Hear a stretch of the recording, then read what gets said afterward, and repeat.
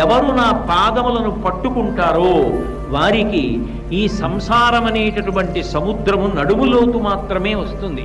వాళ్ళు ఈ సంసారం అన్న సముద్రంలో మునిగిపోయి మళ్ళీ పుట్టి మళ్ళీ చచ్చి జనన మరణ చక్రమనందు అదే పనిగా తిరగవలసినటువంటి అగత్యము నుండి విడుదల పొందుతారని చెప్పడానికి వామహస్తంబు కటిభాగమున నుంచి చూపరులకు సంకేతించుచుండ, అలా ఉండమని ఎవరూ చెప్పలేదు. అది విగ్రహం కాదు, సాక్షాత్తు స్వామి ఇలా పెట్టి చూపిస్తున్నాడు. పైగా ఇలా పెడితే ఏదైనా నేను ఇస్తాను, బెంగపెట్టుకోవద్దని.